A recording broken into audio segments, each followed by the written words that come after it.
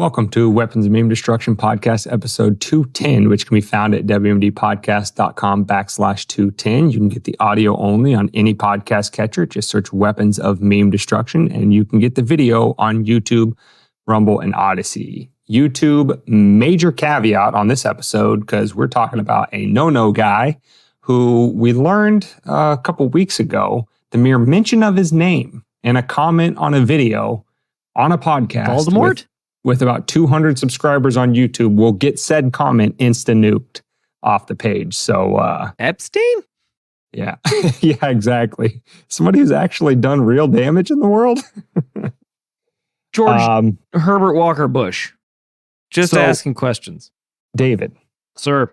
Good news is you made it away on your 1 week hiatus and the world didn't implode. So. That we know of.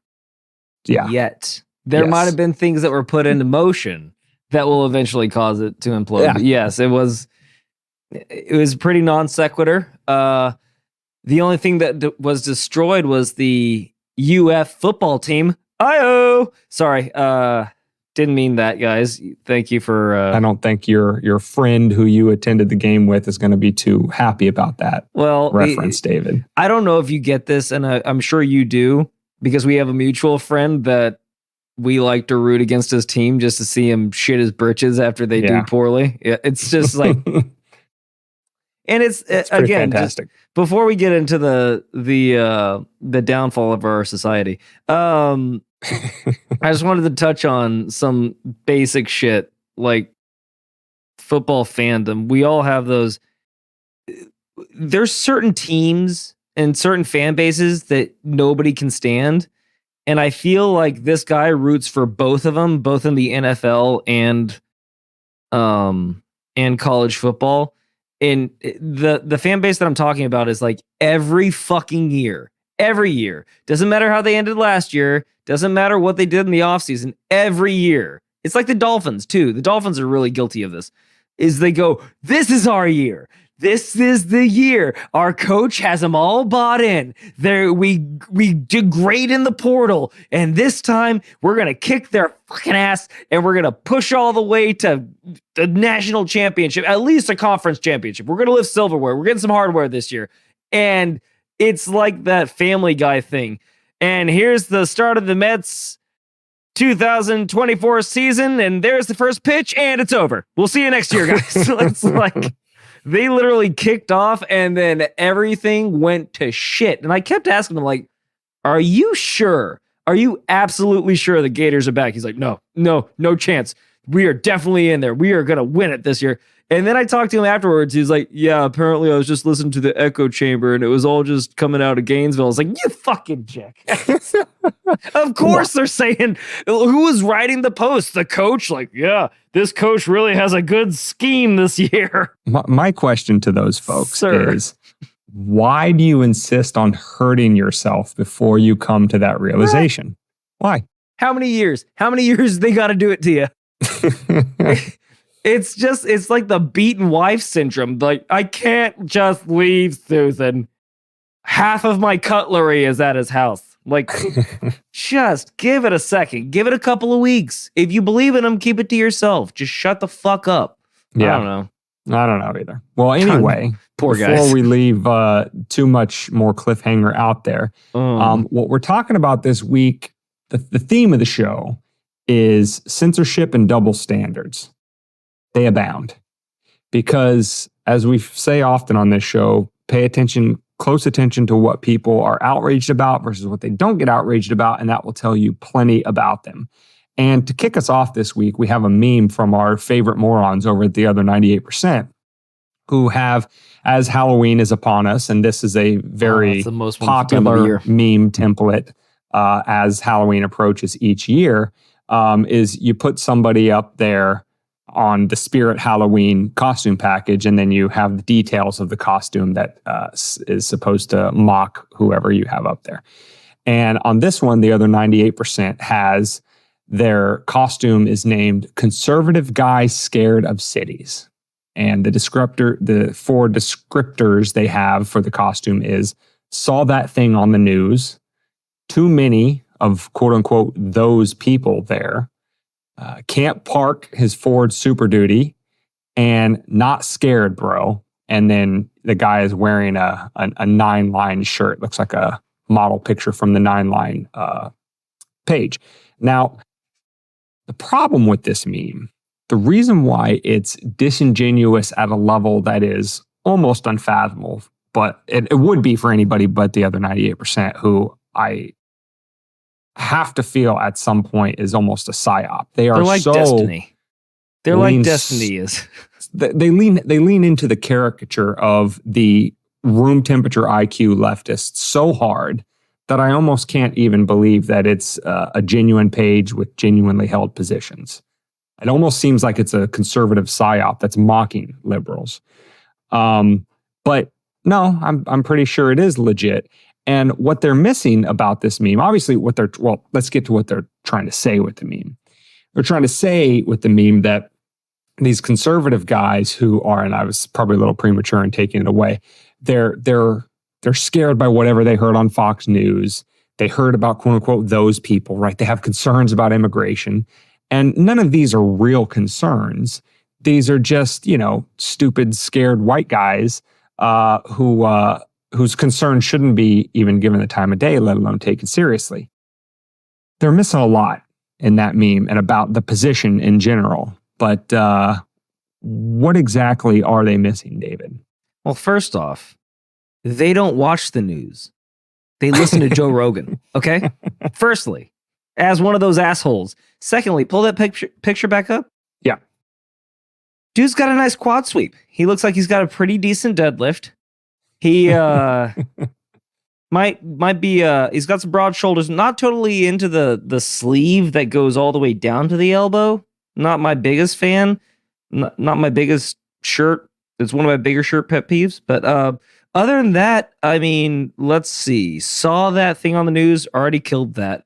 Too many of those people there. Again, I've never heard anyone with a 9-line shirt on say those people. Because wouldn't that like mean that he's intimidated? Yeah, most of the time I hear people saying those people, it's usually left liberals complaining about voter ID laws because they say that those people aren't smart enough to get driver's license. Mm-hmm. That's usually where I hear that from. Right, yeah. Or those people are sitting over there. We can't go over there because...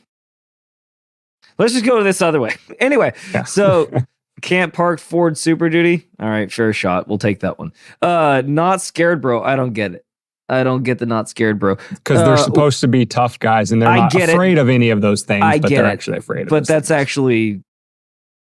That's indicative of them. But what I will say is I will fire back at the other 98%, and I mentioned this on our friend's podcast earlier. I did have this.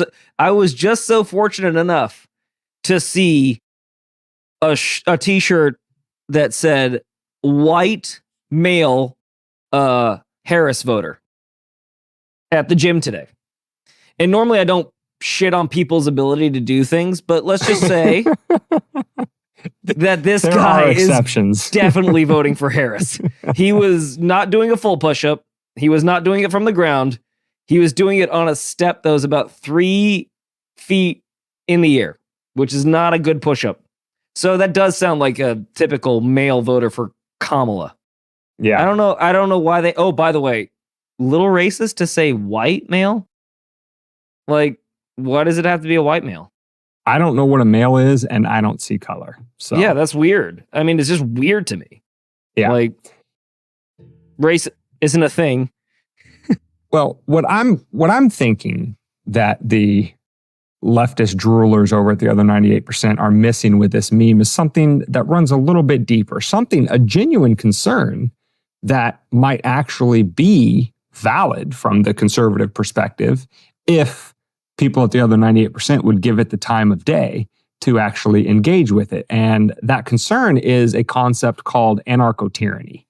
And if you don't know what anarcho-tyranny is, the short and quick definition of it is it's a system of government that fails to adjudicate the protection of its citizens while simultaneously persecuting innocent conduct. So the classic example of this is letting out violent offenders from prison or giving them, short prison terms or even no prison terms at all, while simultaneously prosecuting to the nth degree, for example, the guy who shared memes on then Twitter about the Hillary Clinton campaign, who they threw in jail for election interference.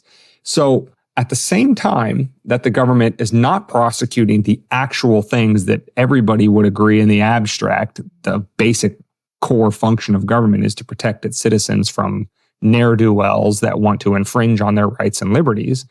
While at the same time they don't do that protection, they do go after petty things that have nothing to do with anything, arresting, people for not wearing a seatbelt or, not having tags on their car, or, the list goes on and on about the tiny little things that they will lock you up and throw away the key for, while they let violent criminals run all over the street. They hand out heroin needles to drug addicts, et cetera, et cetera. You get the picture. That's the concept of anarcho-tyranny. And the reason why anarcho-tyranny is such a robust tool of a state that wants command and control over its entire population is it really attacks the people, the people in the middle, the non-criminals. It attacks them from both ends. Because at the same time that you have to be concerned about the criminals that are roaming the street because the state won't do anything about it, you also have to worry about, from the other side, being prosecuted by the state for doing what would otherwise be innocent behavior because they are victimless crimes, right? They're things that the state has classified as a crime, but it's not really a crime because you're not injuring anybody or their property. So when you have these dual swords of Damocles hanging over your head, where you're concerned, is the criminal going to get me or is the government going to get me? You are in a constant state of fear, which, as we all know from psychoanalysis, makes you more susceptible to propaganda, and it makes you more sequestered and not able to share your opinions freely or go out or just be the free human being that you generally are. And so anarcho-tyranny is a very valuable tool of the state. And I think if anybody is being objective and clear-headed about what we're living with today, look no further than Aurora, Colorado, with the Venezuelan gangs that have taken over an entire community complex. That is classic, quintessential anarcho-tyranny in practice. Well, there is just one thing that you left out that I would like to put a little caveat onto, is that, of course, where we saw this happen live and in living color in our lifetimes was the BLM protests and the BLM movement. And it turned out that the African-American and, let's just call it the minority Democrats did not actually support the BLM movement. They were actually pretty much against it. It was the more affluent, higher earning people, that Democrats, that pushed it through. And when it did get pushed through, what happened to the crime rate against the impoverished, Dane? Did it go down? You're talking about the specific policy of defunding the police, not Correct. BLM not generally. BLM, but the defund the police. Yes, the defund the police movement. I'm sorry if I didn't. Right, yeah. I'm sorry if I lost that in the ether. But yes, so what happened to those without money? What happened to their crime rate? Went through the roof. Okay. And then the crime rate for the people that were actually in support of the BLM? Well, they live out in, gated suburbs with their own private police, patrolling the communities, stuff like that. So they get a choice whether or not. Yeah. They get a choice whether or not they get to come in contact with other people. Correct. Whereas the people that don't have the money can't afford that particular privilege. So therefore, they're more likely to encounter violent crimes. That's weird, Dane. Yeah. Is that another thing that kind of reminds me, would the 2A problem fall under anarcho-tyranny as well? So like, I follow the rules and rights and regulations of owning a firearm, but because some other dickhead decided that he wanted to perform a not so cool thing with a firearm, now my rights from my gun that I've been using appropriately are starting to be questioned as more of a privilege kind of a thing? Well, yeah, it absolutely falls under that framework for just a little bit of a difference between what you were describing there. As it falls under that framework in the sense that, like I said, violent criminals also using guns, not being prosecuted. Many times the police don't even go in the communities where those violent criminals are dominant. and they're using guns all the time. This is the classic example that the 2A community always brings up about places like Chicago, New Orleans, New York, Los Angeles, right? The homicide rate so much higher in these jurisdictions that have strict gun control, and yet nothing happens. Well, because the communities aren't being effectively policed and criminals are running rampant with guns. Whereas if you are in a more rural state, or you're in just a place that doesn't have gun control, you still have to be concerned that the state is going to come after you for the innocent, law-abiding exercise of your Second Amendment right. So even though you have a right enshrined in the Constitution in literal black and white text, you either have to be afraid that the criminals are going to use their guns against you, or that the state is going to come after you for the lawful use of your own gun. And thus the two swords that you mentioned before. Correct. So how the hell, I mean, I don't know if you've ever been in a tight little pickle to defend yourself, where you're trying to figure out two options. Like, do I shoot this person? And then, by the way, there's been plenty of, I've attended, I think it was even a part of our gun safety course that we attended. The first thing that they teach you, like after the incident, is what they call these classes. But the first thing that they teach you in these classes is the cops aren't your friends. The first thing you need to do when they show up after you've fired a gun in your own premise, potentially to defend yourself, your property, and your family, the first thing they tell you to do is say, I acted within my rights. I was defending my property and my life and my family's life. And for any further questions, I would wish my lawyer to be present. Yeah. They literally tell you the third thing, say the two things that you did, and then shut the fuck up, because they're going to try to pin this shit on you. So it's at every level that you have to be. So you don't, even if you do the right thing and follow the letter of the law, you could still be held accountable for shit. There's been plenty of people that have been thrown in jail because they thought they discharged their weapon in a lawful manner, and then boop, nope, they just talked too much. So again, like, as an American citizen, where the hell are you supposed to go? There's no wiggle room here. There's like, I either let the crime keep pushing in, or I get protected by Big Daddy, but Big Daddy isn't going to protect me. And these guys aren't going to protect me. I got to protect myself. But if I protect myself, then these guys are going to come down. So it's almost like they don't want you to be able to do anything without them. Of course. But if we have to rely on them, they're going to let us die. like that's just straight what it is. So, right. I don't know. Now that we have kind of, laid the groundwork to, kind of point out that this concept, this anarcho-tyranny concept is, again, if you approach it objectively and you look at the world around you and you take that information and don't apply any left, right, or any sort of other paradigms to it, most of us, I think, can sit here and say, yeah, this is a problem and it should not be a problem. Now, however, anarcho-tyranny is what leads us into the stuff that's probably going to get this episode banned on YouTube. And the reason why we are pretty confident that that's going to happen is because the person who coined this term anarcho-tyranny is a man by the name of Sam Francis. And a couple weeks ago, we had a commenter on one of our other YouTube videos who was writing a comment, who was, I forget exactly what he was saying, but he just dropped in there, and as Sam Francis wrote or said or whatever. And as soon as he hit post on that, instant no-go, wouldn't let him post it. So he tried it a whole bunch of different ways. Like he changed the S in Sam to a $sign. And by the way, he reached out to us and told us all this via text. Yeah, we have screenshots. Right. Yeah. We have receipts. He tried a bunch of different ways to get it to post, still wouldn't let him post. Finally, the only way he could do it is he described Sam Francis. He didn't say the name. He didn't, spell it. He didn't do anything else other than just describe this one guy who wrote this book and it rhymes with blah, blah, blah.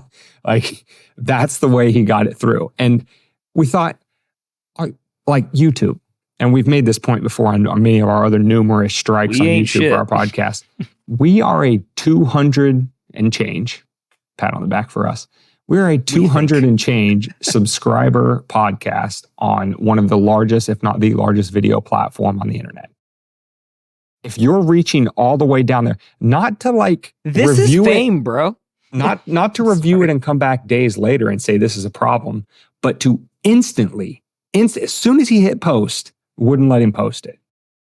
If they're reaching all the way down to get little old us, not only are they planning, much more drastic measures in the future, but they will reach down and touch anybody because we're about as small as it gets. And not Don't in a good me way. with a good time, right? But okay, and if you think we're fear mongering here, number one, that's not what we do. We monger other things. But what would you even monger other than fear? War, which is a cousin to fear. Jesus. Okay, it's the same thing, but I mean, roughly the same thing. But is there anything else that you would monger? You don't joy monger. You don't Yeah, you definitely don't do the sandwich. You don't do the opposite, the good things of all the bad things that you do monger. If you're mongering, you're fucking up. But shit, what was I gonna say? I don't know. You distracted yourself on this one. You can't blame me for this. I knew I was gonna do it too. God damn it! I knew I shouldn't have gone on that monger tangent. But shit.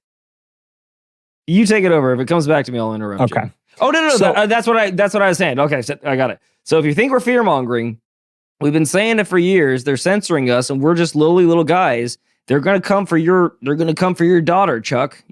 Whatever. But we've also been hearing over that time that there's a lot of dangerous people coming over the border. There's a lot of dangerous people. There's a lot of criminals.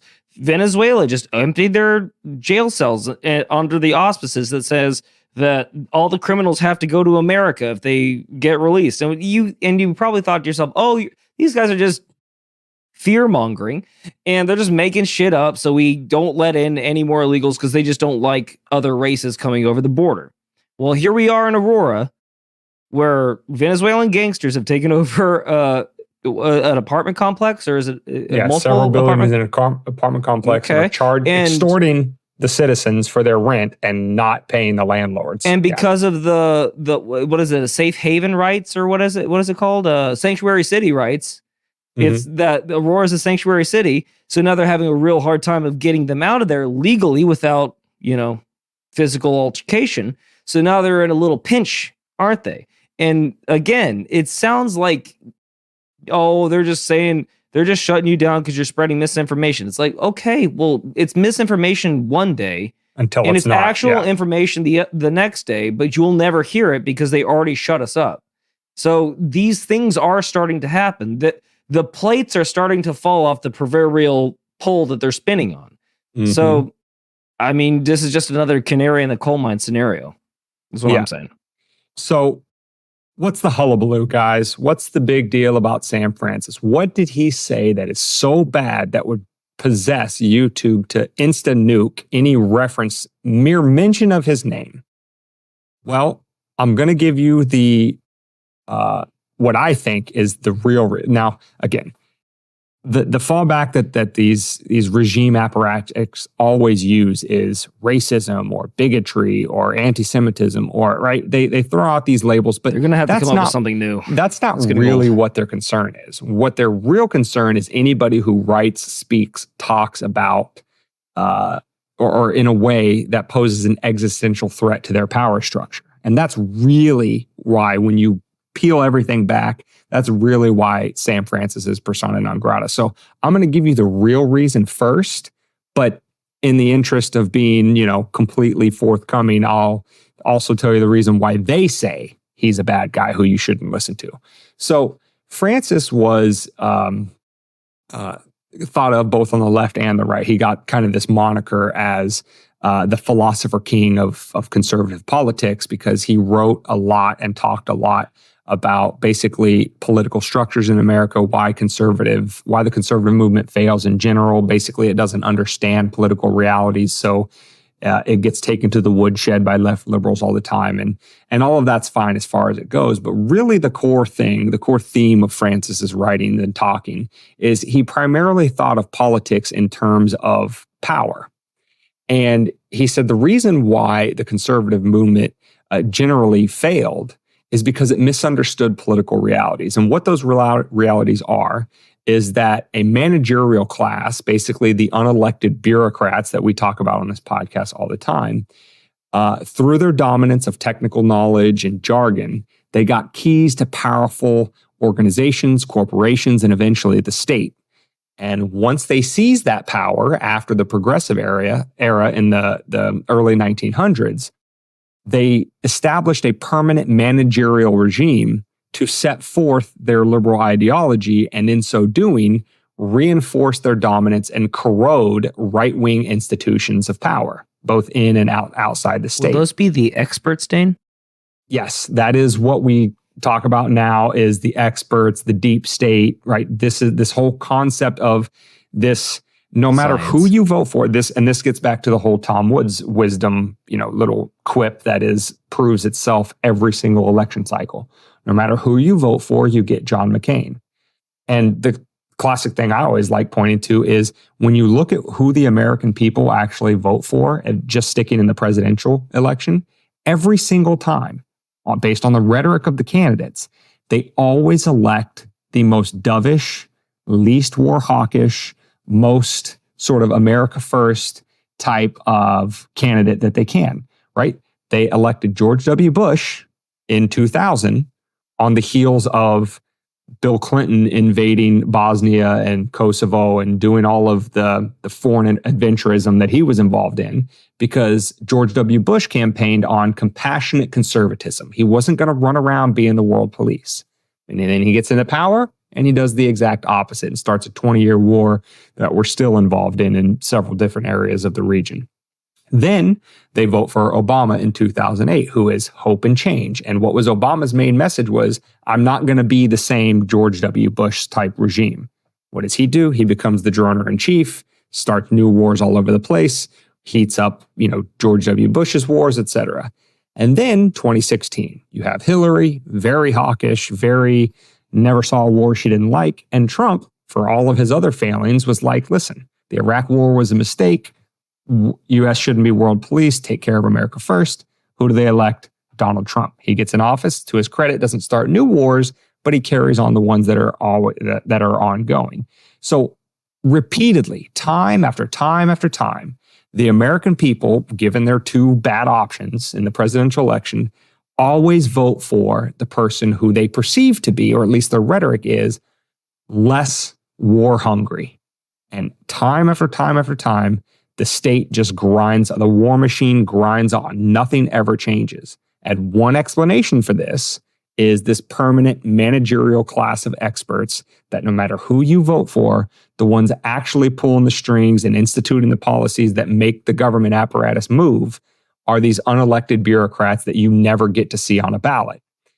And to tidy up this last little point on Francis is what he thought that underpinned this entire managerial regime and its stranglehold on power, that regardless of changing administrations between the parties was always in power, is that this managerial elite or regime of elites had sort of this kind of quid pro quo with the underclass, where the underclass was paid off with entitlements and welfare and subsidies and everything like that, paid for by extracting resources and wealth from the middle class. Now, again, fast forward to today, what do we have? We have this super ultra wealthy class and this permanent underclass and a vanishingly small middle class that shrinks more by the day. So Francis was writing these things 30, 40, 50 years ago. Some might say that living our current reality, he predicted all of this in terms of how the managerial class operates and how it, retains its power. And if that's all that he wrote, that would be bad enough to keep him banned. But they have their own sort of superficial reasons for why they say you're not allowed to listen to anything he has to say. So basically what you're saying, Dane, is he was kind of pointing to the playbook that they were starting to exercise, and they didn't want people reading too far into that. Correct. I can't wait until they start burning 1984. That's going to be crazy. And start saying that Orwell was fucking a white supremacist. Was he a white supremacist? Is there something that you're not telling me about Orwell, Dane? No, I think the thing that saves Orwell the most, it's a different time. Like Mark Twain putting the N-word Jim in. He was not even like this isn't even a pejorative at him. He would have self-described himself as a socialist. Orwell did. Now, I think towards the end of his life, he kind of came off of that a little bit. That's why he wrote 1984, was to kind of point out that once this state gets all this power, it can do these bad things. But yeah, Orwell was one of them for a very long time. So I think that's what saves him a little bit. That, and I have no doubt about this, that this managerial class uses 1984 as a playbook, not as a cautionary tale, but they're instituting it as a playbook. Well, that's the thing too, is that it just seems like I'm so fucking tired. I'm so fucking tired of hearing every election cycle, this is the most important election ever. It's getting fucking old. Like, yeah, every election is pretty important, but this is not the election for democracy. Democracy is not going to hinge on one presidential election. You want to know how I know, Dane? What? Who's our president right now? The managerial class. Take a crack at it, because it ain't fucking. It ain't the guy that they just came out and said that his superpower was his age, and you're gonna see the same. You're gonna see this fucking the best version of Joe in this debate, and he comes out and literally shits on the fucking stage. And they're like, "Oh well, you can't have that anymore." And so, is it President Kamala Harris now? But they haven't announced her, and God knows they'd love to.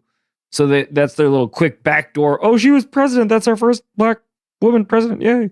I know that they'd love to do that. And that's kind of what we've been saying for a long time now, is that, you know, you get McCain no matter what it is. And the best thing that could have happened for, I mean, as shitty as it was, is that Biden got into office.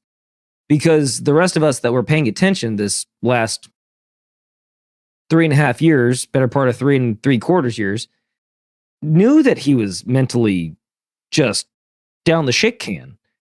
And he couldn't even complete a sentence. So, and everything's, I mean, for the most part, you know, aside from reality falling apart at the seams, it seems like America has been operating pretty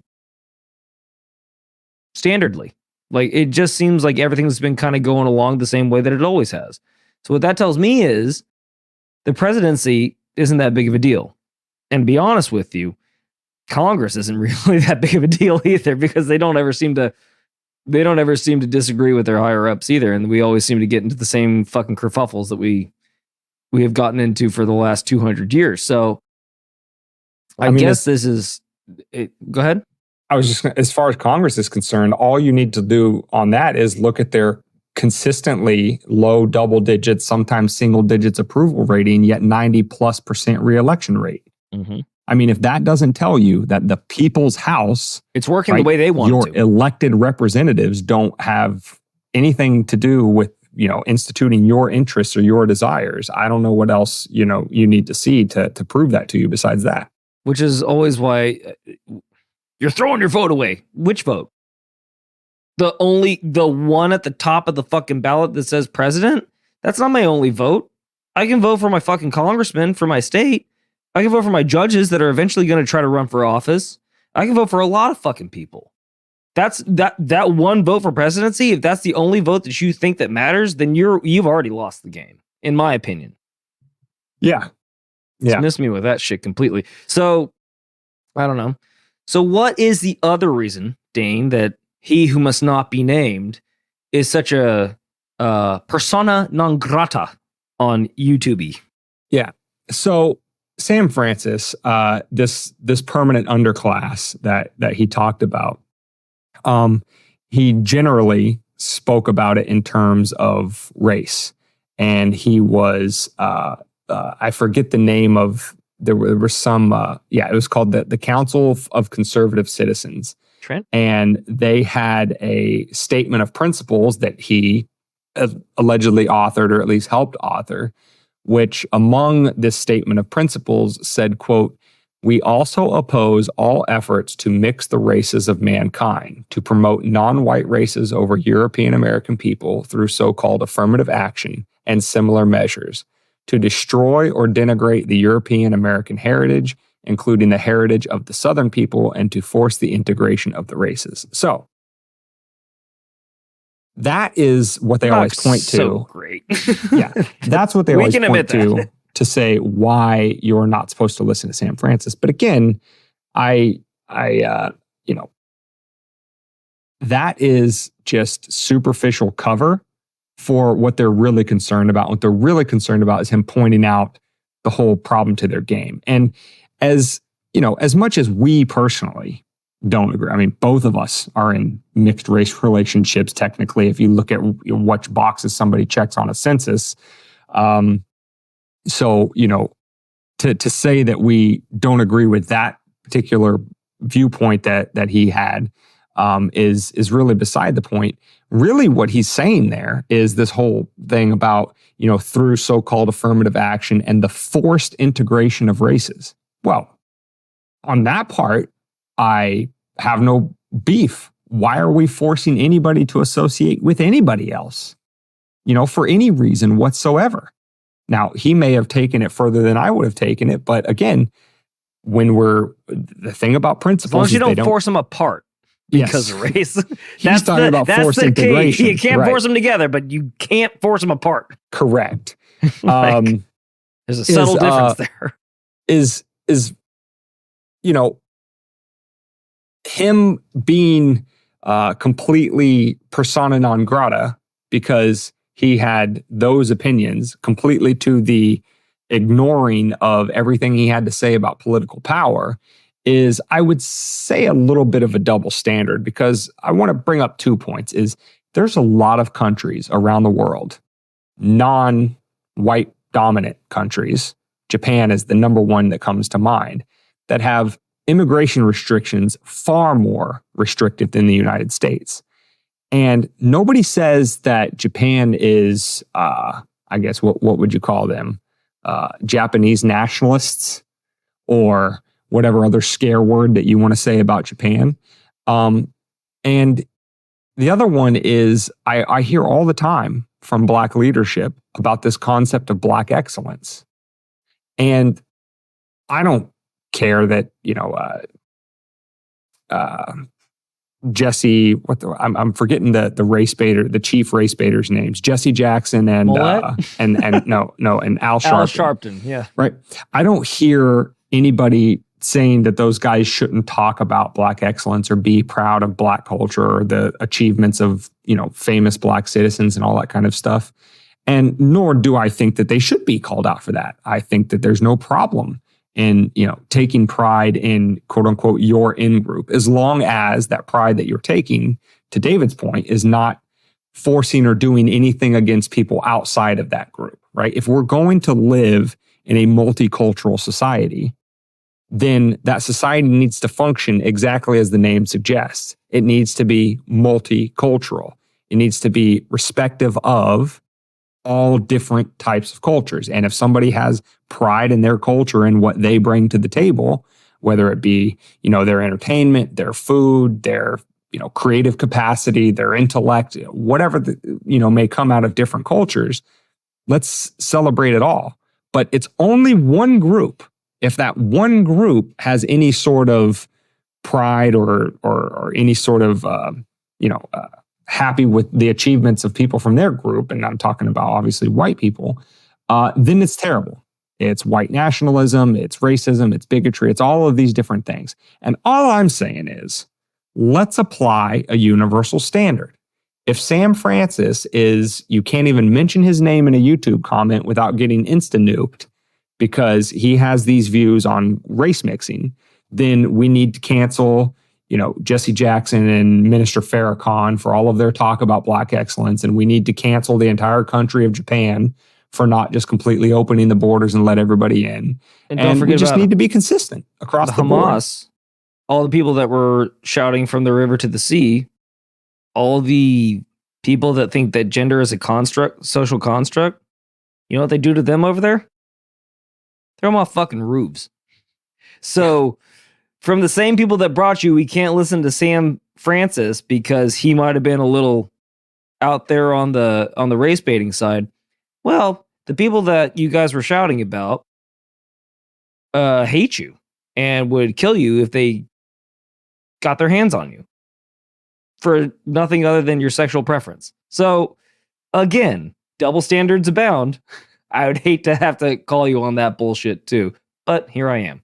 So it's good that that's the only thing that's ever happened that's a double standard, right, Dane? Yeah. Yeah, exactly. Now, this whole concept, and this is kind of the last point I wanted to make about this before we move on, is this whole concept of really legitimately, truly throwing the baby out with the bathwater. Because Francis had these unsightly views on race, that therefore all of his critiques about the nature of political power and how it's instituted and retained in an alleged democracy by people who were never voted for, that we also have to throw out all of those viewpoints too. And we can't take, from his writings and his thought, valuable things while disregarding the things that we don't find useful or we don't, think are nice things to say and all of that kind of stuff. If we applied that standard universally, I have some bad news for the lefties out there, because I have a short list here of reasons why they are probably Nazis based on just average everyday things that they do in their life. The first one is it's always the left demanding universal health care. Well, one of the first modern states in the 20th century to actually call for and institute universal health care was Hitler and the Nazis. Or what about the liberal soccer moms that, force their kids into state indoctrination camps, where the kids get so bored and unstimulated that they start to develop attention deficit disorders, if that's even a real thing, and the kids get put on Ritalin. Or their older kids, in order to survive college, get put on Adderall to quote unquote focus. Well, I think that those moms should be driven out of society, because the precursor to Ritalin and Adderall were the amphetamines that were invented by the Nazis to give to soldiers on the front lines to make German soldiers more aggressive. And then Merck eventually reformulated it, made it stronger than even what the German soldiers had, and that's what we call Ritalin and Adderall today. Wait until he found out what Bayer started as. Yeah. Or what about the women's liberation movement and the feminazis talking about your right to have access to the RU-486 abortion pill? Well, the RU-486 abortion pill has its roots in the same company that produced Zyklon B for the Nazis during World War II to gas the Jews. So if you want access to this abortion pill to terminate your pregnancy, you need to look all the way back at the history and where that company that formulated that pill had its genesis. And it was in one of the most heinous crimes of the 20th century.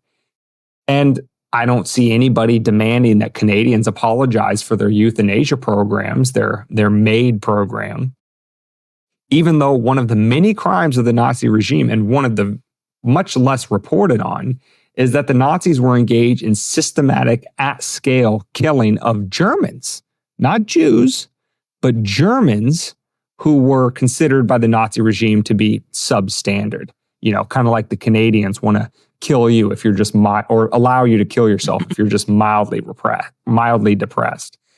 You see, if we take this whole concept of one bad thing, therefore all bad things, and we apply that standard universally, you can see that a lot of these disjointed topics would kind of make seemingly innocent, innocuous behavior today not very good. And maybe the mention of you and your RU-486 abortion pill or your support for universal health care would make you instant banned on YouTube.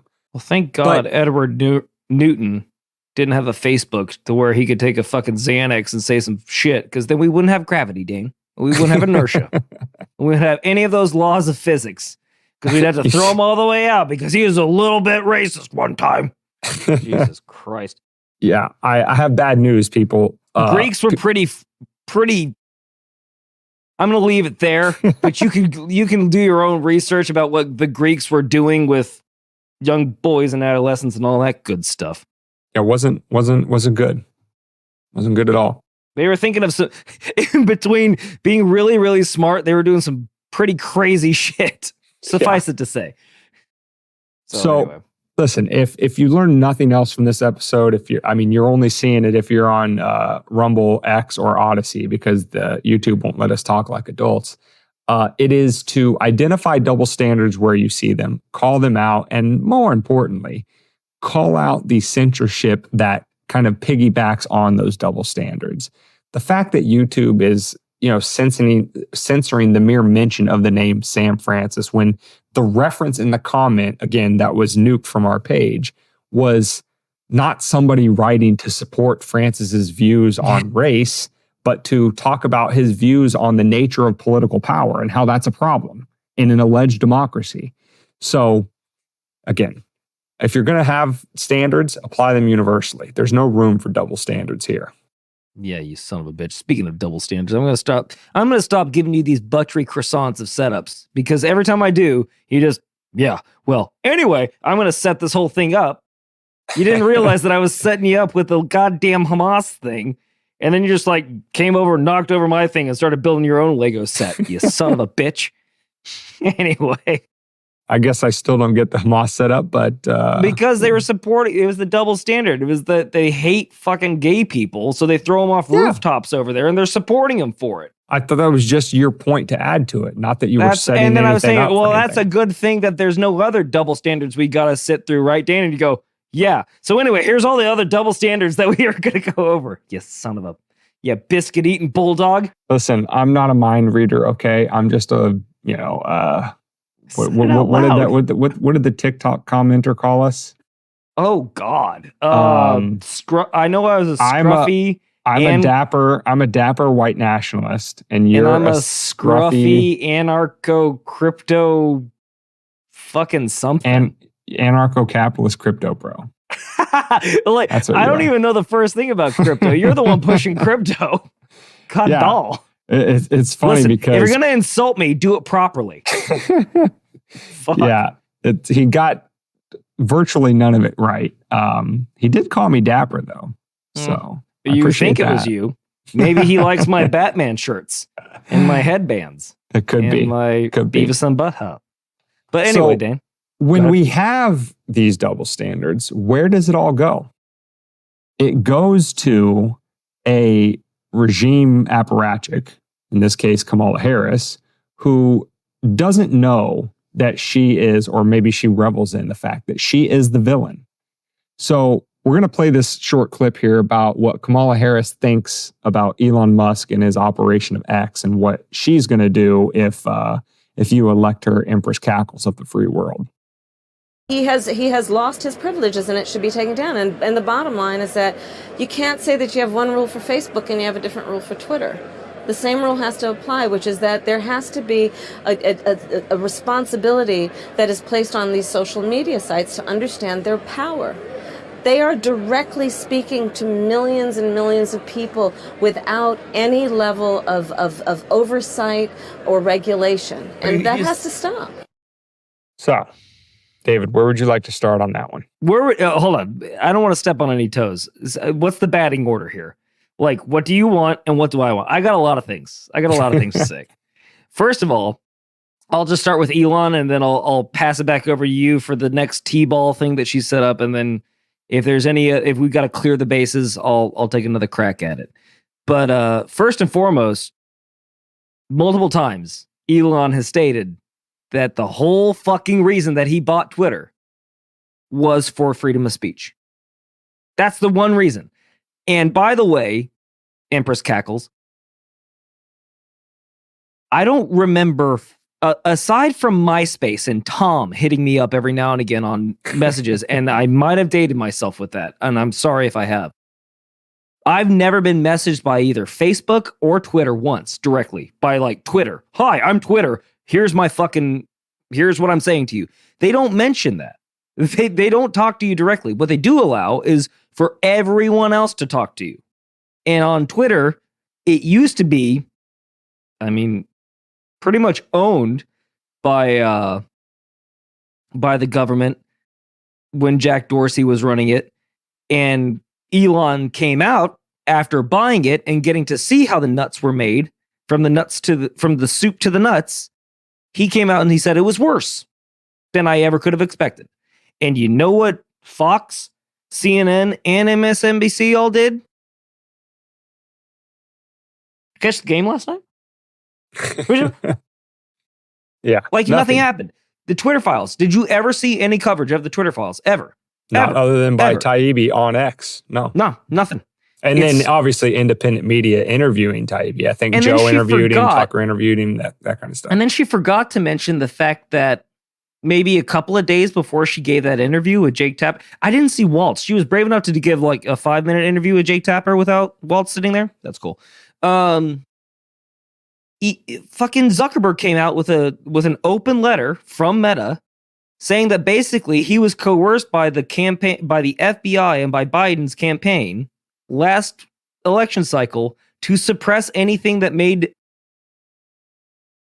Biden's campaign look a little less than reputable. Maybe a computer happened, maybe.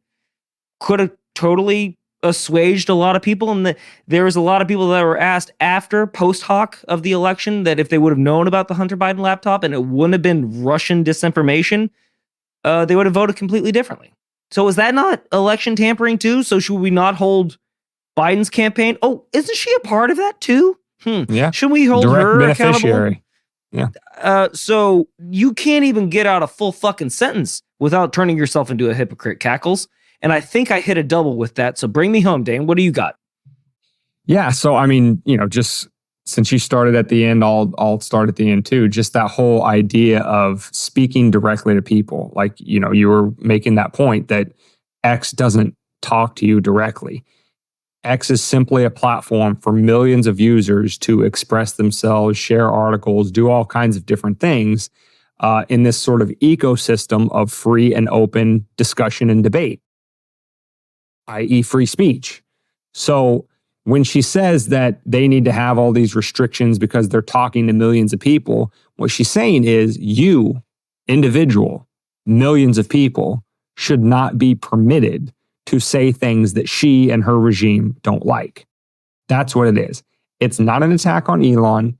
It's not an attack on X. I like how it she is a said privilege, direct by the way. attack on the very principle and foundation of free speech, which is the bedrock principle. It's the reason why it's the First Amendment. It is the bedrock principle of a free society. If people cannot talk freely about things, true, false, good, bad, evil, angel, saintly, and everything in between, then your society from the perspective of freedom is dead. You don't have it anymore. Free speech is the antidote. It is the light that disinfects all of the corruption and evil that people like her are involved in. So of course, that's why she hates it. But that's not what, America was founded on. So there's that. And then the other thing, was moving back to the beginning of her statement about terming it as a privilege, period, is a non-starter. It is called a right because a right is distinguished. Who gives you a right? Not the government, not any human, not any temporal authority. Put it that way.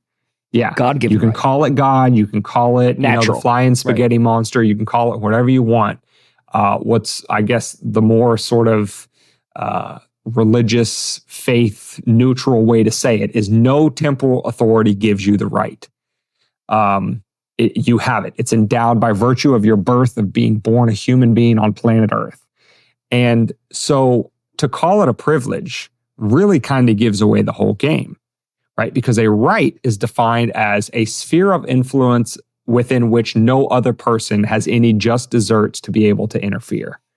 So just like you have the right to your bodily autonomy, it's a big fan from the left talking about my body, my choice, right? Mm-hmm. Means that you have 100% dominance of the sphere of influence over your body, what goes into it, what touches it, what doesn't touch it, etc. Right?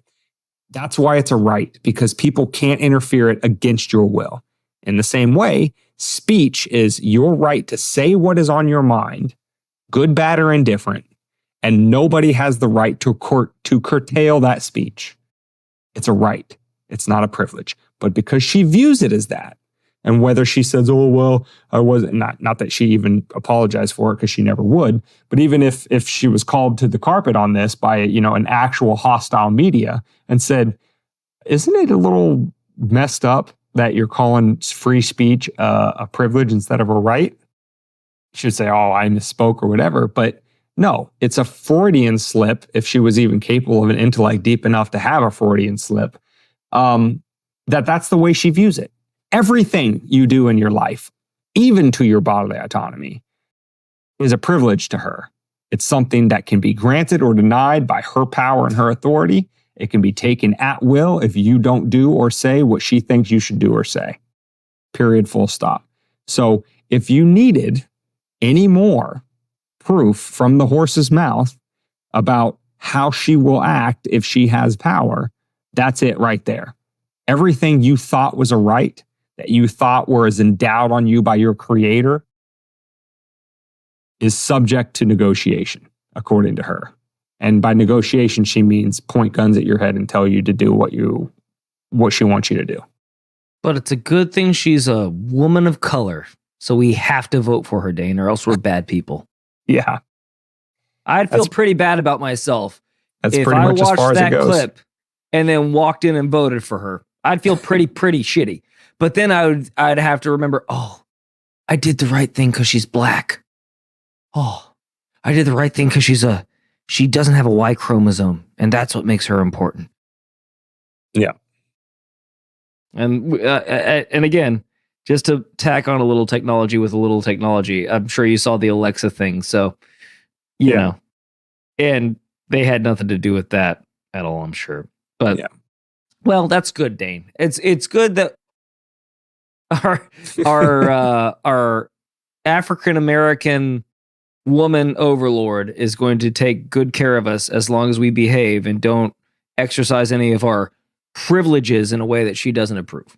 Yeah, exactly. So with that being said, Dane, where can they find episode 210 of Weapons of Meme Destruction podcast? You can find episode 210 at wmdpodcast.com/210. They can get the audio only on any podcast catcher. Just search Weapons of Meme Destruction, and they can get the video on YouTube. Maybe not. Rumble, Odyssey, and X. They can link up with us on our other socials, Twitter, X, Instagram, TikTok. They can come over to the webpage, wmdpodcast.com, join our email list to make sure you're always in contact with the show. We ever get nuked from your favorite platform. For episodes like Public this. enemy number one is probably going to be YouTube on that one. So if you're a subscriber on YouTube, you want to join that email list, we can tell you where else to find us. But definitely go over to those other socials and subscribe, share, comment. But don't say Sam Francis in the comments. Do all that stuff that boosts the algos. I do want to say we have started seeing a lot more activity in recent days, weeks, and months of people commenting on all of our various platforms. TikTok is a big one, but also on YouTube. So we thank you for that engagement. That really does help out with the algorithm a lot. So keep that up. We appreciate your comments. We need to get better about, getting in there and chopping it up with you, responding back, which we will do. But thank you for every subscribe, share, comment that you send our way. It really helps out.